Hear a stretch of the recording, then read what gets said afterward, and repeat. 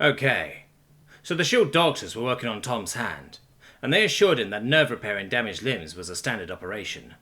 So that was one less worry, but oh fucking A, a new one popped up. Uncle Bill regarded the phone grimly as he sat in the waiting room.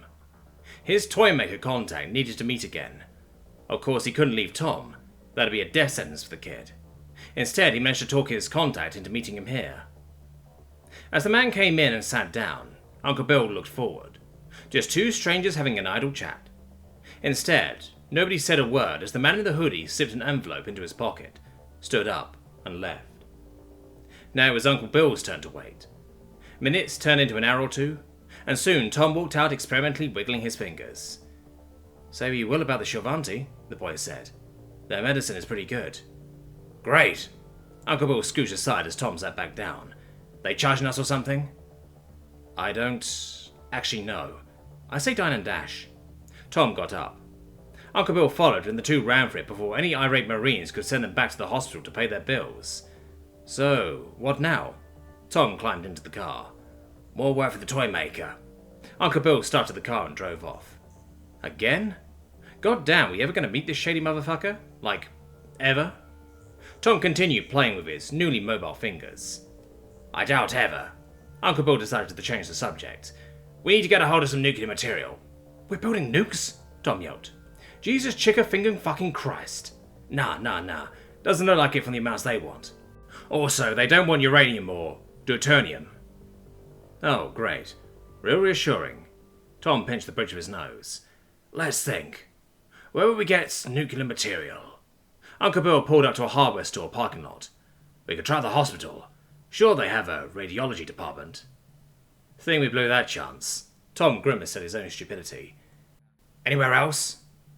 "I assume this is a trick question. Nuclear reactor is too obvious." Tom thought some more. What if... No... Maybe... "What?" Tom looked thoughtful. "When I was in college, the physics department was doing some research with nuclear stuff. We could check there." He passed the phone to Uncle Bill. Sure enough, there was some research into some nuclear physics thing that Uncle Bill could make heads or tails of. "That could work. Let's head to Home Depot first." And that was how I wound up in Home Depot, looking for Tyvek suits. I was a little surprised to see that they came in boxes of 40. That was cool. So I grabbed a box and 2 full-face respirators before flagging down an employee. "Hey man, I showed him my acquisitions. Do you know if these are rated for nuclear material?" "How the fuck should I know?" He realized what I just asked. "What are you doing with radioactive substances?" I googled it instead. They were... cool. Oh, my mind raced. Nothing bad at all. Just an accident at the local college's physics building is all," I stammered. "Right. And here's $100 to forget about it." I practically shoved the money into his hand and wandered out, only vaguely aware that I didn't actually pay for my products. I didn't care. I needed to GTF the fucko. So yeah, I got back to the car just as Uncle Bill got finished shopping, and we drove off. My alma mater wasn't actually that far off. It was only an hour or so up the road. "Hey, don't actually park on campus," I said, as we got off the exit. "They charge parking out the ass."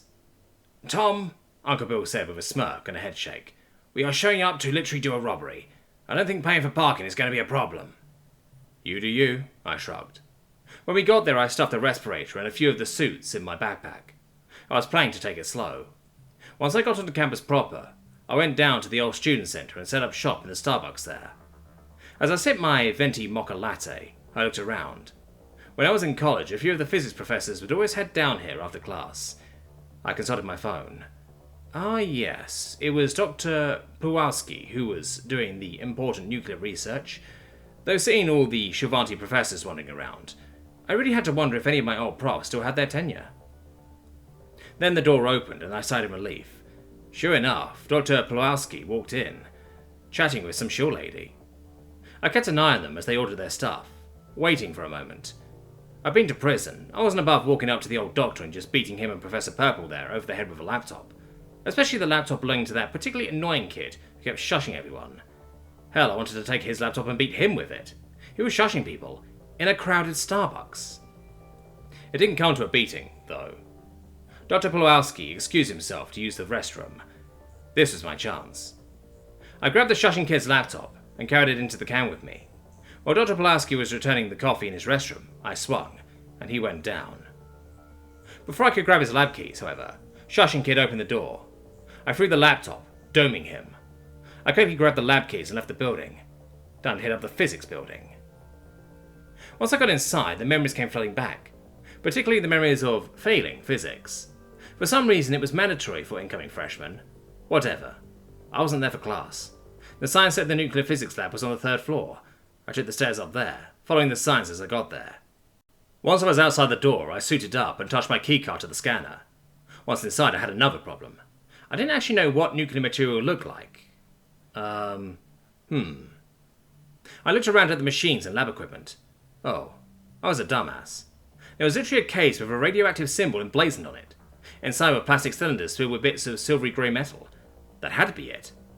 I yanked the cylinders out of the case and stuck them in my backpack. Oh, wouldn't the nuclear research place have more security? Of course, as soon as I left the lab, an alarm went off. There it was. "Stop that guy!" somebody yelled. I didn't care. As the campus security closed in, I jumped over the railing of the staircase, landing on the flight below. I jumped again, landing hard on another campus cop. We both scrambled to our feet, but I kicked his out from under him and ran for it. I'd seen people do this before. I jumped for the glass doors, shoulder first. Instead of going through the glass, I slapped against it and tumbled to the floor, dislodging my mask. Instantly, 2 more campus cops grabbed me. I couldn't see with the mask over my eyes, but I clamped my teeth on something. There was a blood-curdling scream, and I tasted blood in my mouth as whatever I bit came loose. I spat it out and dropped low and forward, throwing the other cop over my shoulders, running out the door and adjusting my mask. I couldn't go left. Cops. I made a turn to the right, bounding through the dorms. I kicked open the door to the Jackson building. Cops and I running past boarded RAs. I grabbed a hammer from a toolbox. It seemed the repair guys were out in force today. As I ran, I shoved over a soda machine. That would slow them down, as I smashed out a window and climbed right out into the shadow of the rec center. There was a second door on the other side. I knew this. If I went through, it was a straight shot to the highway. The only problem was making it through. And as I looked at all the cops ascending on me, I decided it was the easier of the 2 options.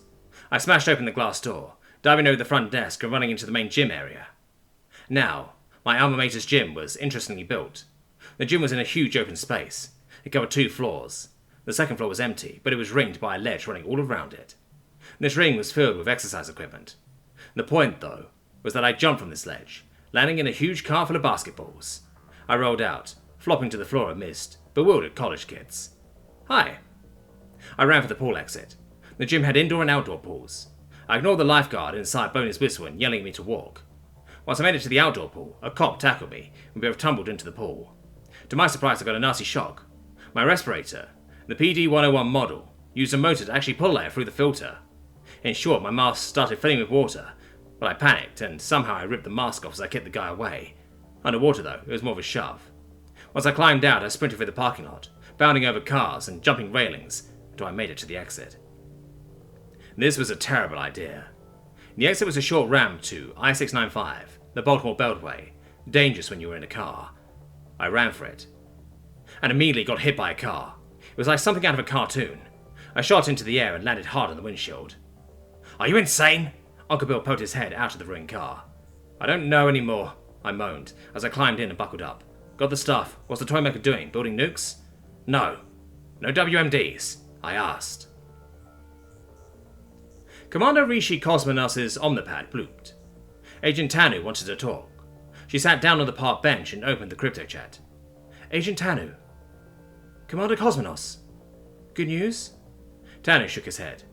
"I don't know what kind of news it is. I followed that lead. A mysterious brain editing the interior is so interested in. Turns out it's completely human science. Someone just wants to muscle in and they're using the interior to do it." "I see. What had Rishi been thinking all those years ago, getting so excited about the sex planet? This place was a nightmare." So I went and talked to the scientists involved, and yeah, mental illness, treatment. I told you all this already. Some crazies in Delaware are talking about using it to silence those who don't like us. Rishi could see the distaste in Tanu's eyes. "That isn't going to make them dislike us at all." No, Tanu sighed. "Our mystery girl, or guy, yes, or guy, did send a few messages to some of the scientists, promising them interior funding if they play ball. I claim there was a security breach and confiscated the laptops. ran the messages through that new linguistics program. Any leads? This bench was quite comfortable. Rishi actually lay down and stretched out on it, holding the phone above her face. 1. So barely a lead has to be negligible. It turns out trade and heist all translate to human English in completely different ways. I had the letters analysed. It's very likely our certain someone is a noble. Oh, goddess above, Rishi snapped, scaring a few midday joggers. Sorry. Right, we can't have ties to this, so I had a group of pestering mercenaries for a proxy. Several proxies, actually. You what? Rishi yelled, scaring the joggers again. Sorry, interior business. Don't worry, Commander, I vetted them myself, and the mercs have no idea we're involved. You don't think I'd hire war criminals, do you? There's so many of those running around already, it would make a damn difference, Rishi grumbled.